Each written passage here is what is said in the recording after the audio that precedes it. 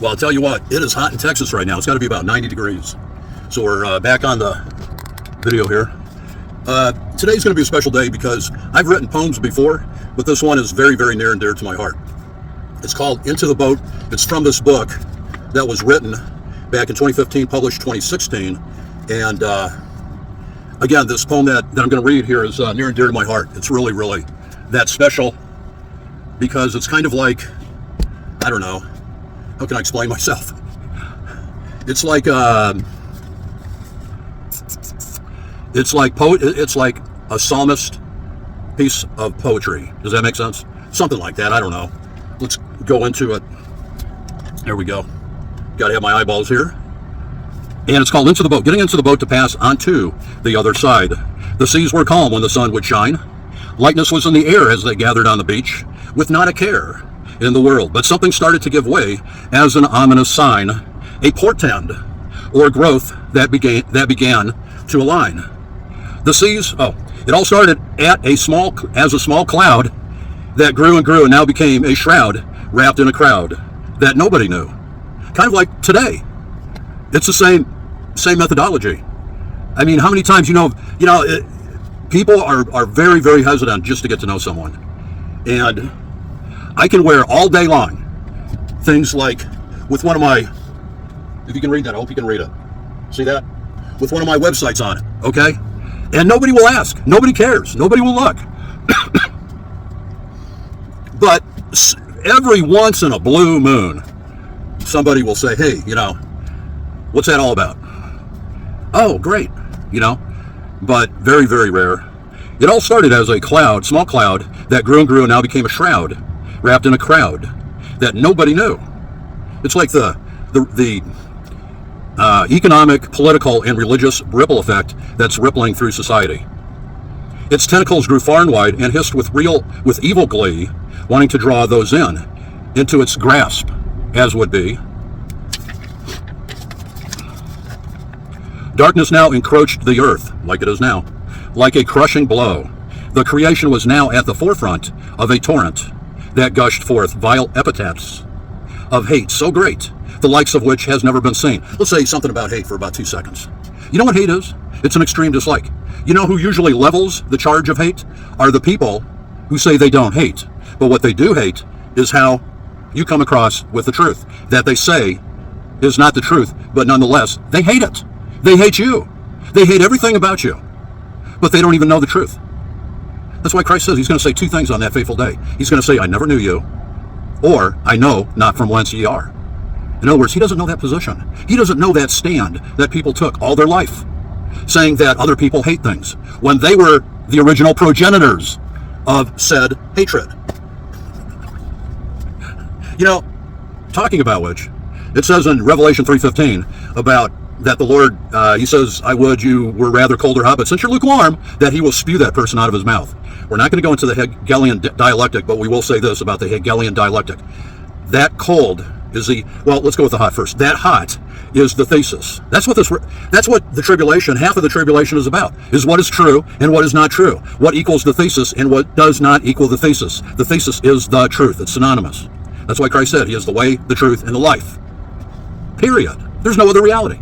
So when Christ said that he would rather a person be cold, that since they're a combination of the cold and the hot, producing the lukewarm objectivity of it, according to them and their logic, because again, you have the cold, which, again, with the hot, that's the thesis.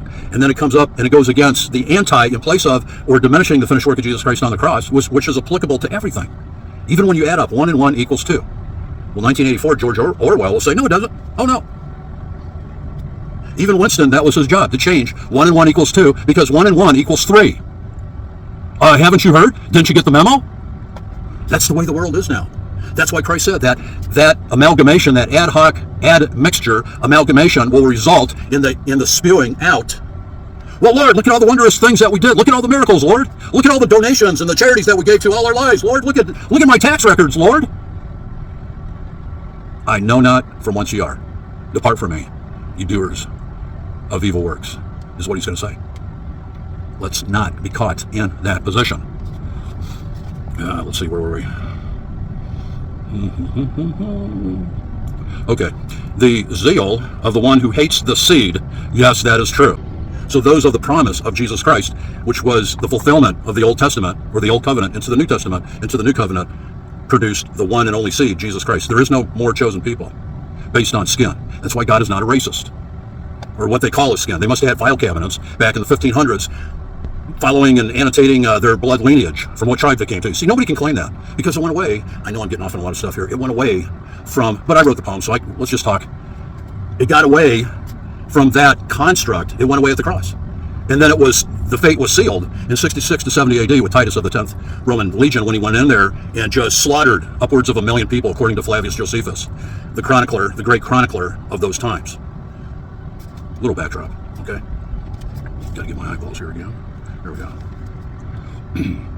The winds grew in the hail. That was not a typical storm. It gyrated and swooned on its bellicose path to envelop all. But something gave way on that ominous day. A voice, a calling, this is good stuff, with the specter of hope. This is really good stuff. It appeared as a mist on the rough waves of life, standing in the middle of the storm as the rains pleaded all round.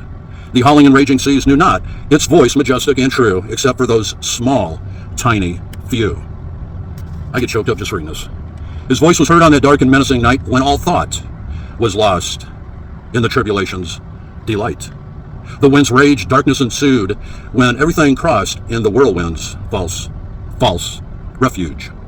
The crushing weight pulled down to cataclysm's depth, forlorn, forgotten, with no hope in sight. Or was it so? Was it so? The travail of a woman on her darkest night. This has kind of correlations, lead-ins, or anti-type type shadow, of course, of Revelation chapter 12 with the woman and the man-child. And the dragon chasing her, and the earth opened up and swallowed up the flood from the dragon. More good stuff. The travail of a woman on her darkest night, wanting to give birth to a newborn child. Through the pain, the deceived look piercing through to the soul, the storm raged on, unremitting in its song of death. Still that voice, pure and true, did not remit in its might. Wow, no matter what, it's that voice. It continued on throughout the night, calling to its seed, who knew its name. It held out, even to death. Again, not all Israel is Israel. That is Romans 9:6.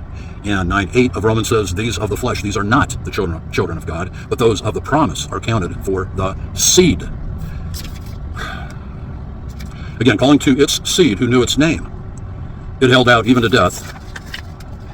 The storm will not deal its crushing blow. The flood will not envelop all in its path. Even in the pain of a newborn birth, the loneliness, the hurt, the heartache will turn to new worth, to a new birth for all eternity.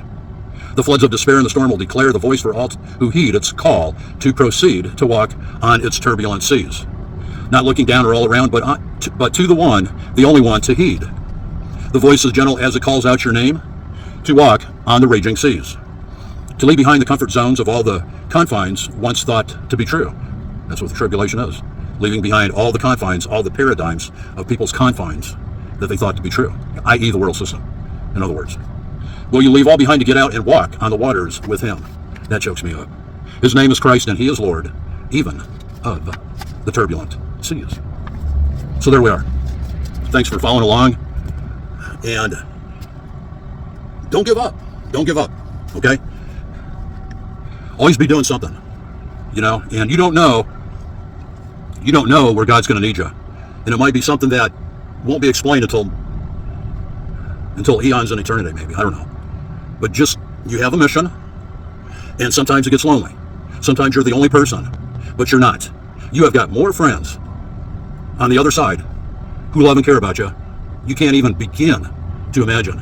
So no matter how hot it gets out, no matter how tired and weary that you get on the desert floor, just keep walking until God takes you home. That's all we got to do. Stay in it. You've already won. I love you guys. We'll talk soon.